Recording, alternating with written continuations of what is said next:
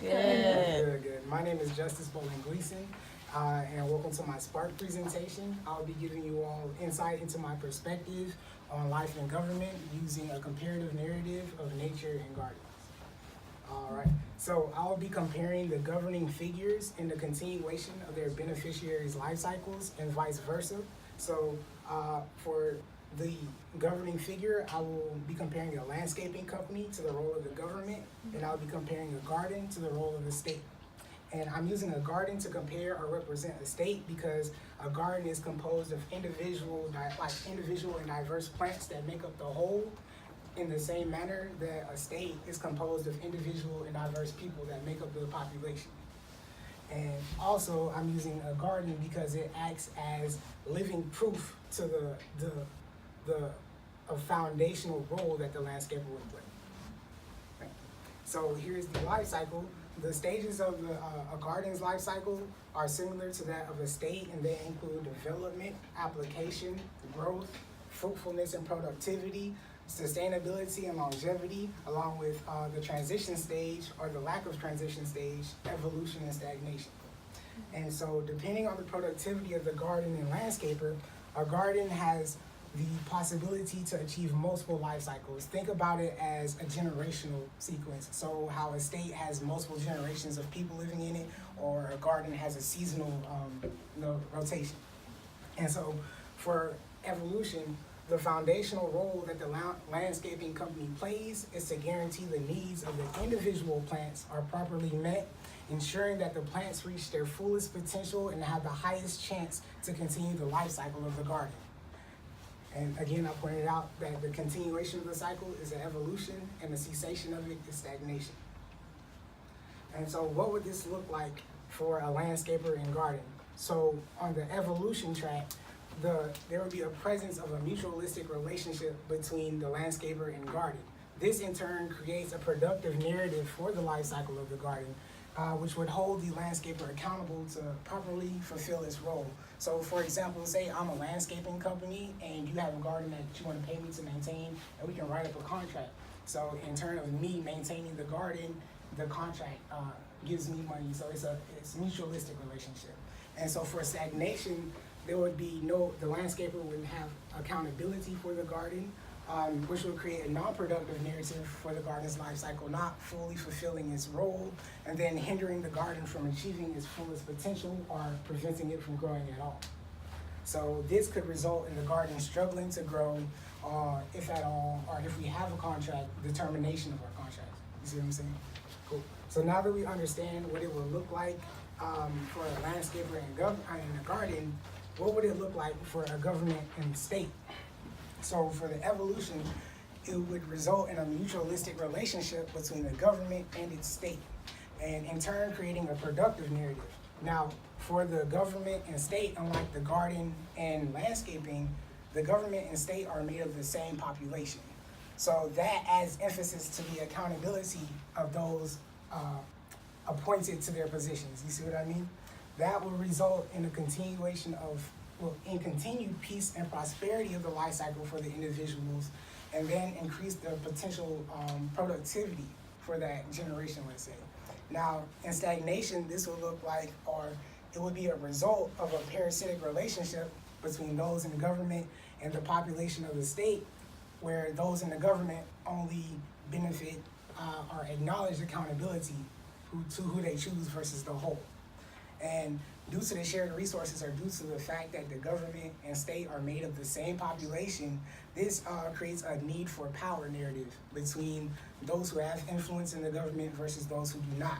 And this can result in a king of the hill narrative, where it can manifest itself in capitalism or warfare, then endangering or hindering the growth of the said population. So what would America's life cycle today be like? Based on the current social, environmental, economic, and political climate in the United States, I believe that our population is showing severe signs of stagnation and has been since the 1940s. So when thinking about who was appointed to the government or who's in the office, we can reflect on their capitalistic, extremist, and one-dimensional ideals of those who were appointed to government.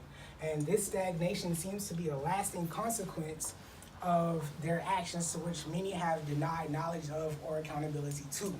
And then yet they continue to feed into the jingoistic symbolism of that era, i.e. where Make America Great Again comes from, or where I believe it comes from.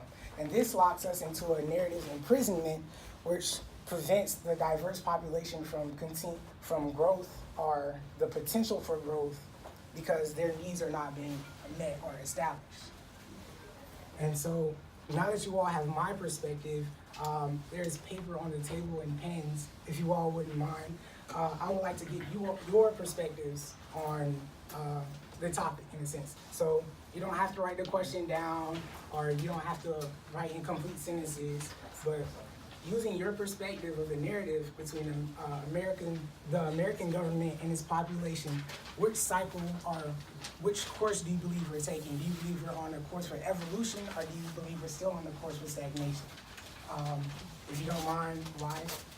And then comparing America's government, including all departments, to a professional landscaping company, while comparing America's infrastructure to the education system and social atmosphere to a garden that you're invested in, do you believe you would renew the contract between you and the American government to continue to maintain your garden?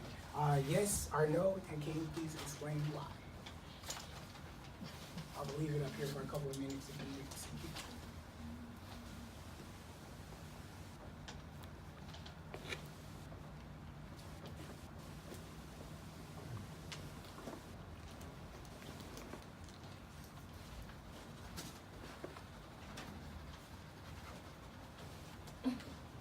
There's a pen on the table if you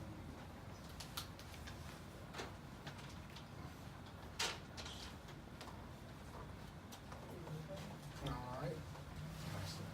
And thank you. That is my presentation. Are there any questions, concerns, or comments, statements that anybody would like to make? And I have a special thanks. Thank you to my friends, family, my professors, my girlfriend, and my parents.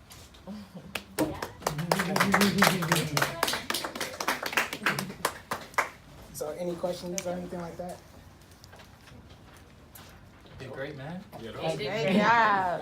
That was a good juxtaposition of both the garden and state, how you put those two things together. I literally would never thought of it like Yeah, that. I would never Never thought like of that. that. Thank you. How'd you come up with this? I was just, well, actually, he's the reason why like kind of brought me back into psychology. And Dr. Head, the way he teaches, he kind of he guides you along the path that you need to take or that you would like to take.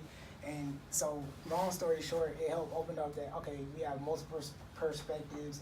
Perspectives can change, perspectives can grow, and things of that nature. And so it's, what if we can apply one perspective to the other, and how can we compare that? And so say you grew up, I grew up a black man, and you grew up like a white girl, we would have two different perspectives of the world. However, if we can find common ground about where that perspective would meet at, so say going to the mall for you is just like hanging out with my friends, for me is a stress reliever or something like that, how can we compare that to our whole global dynamic? And then from there, take point. I do what we need to do. All right. Oh, well, thank you. Thank you. Thank you. Do you mind if I take a little picture of you and Rona if you want to? So I can send it to Allie so she can post it for PSA. Yeah. You want to slide up?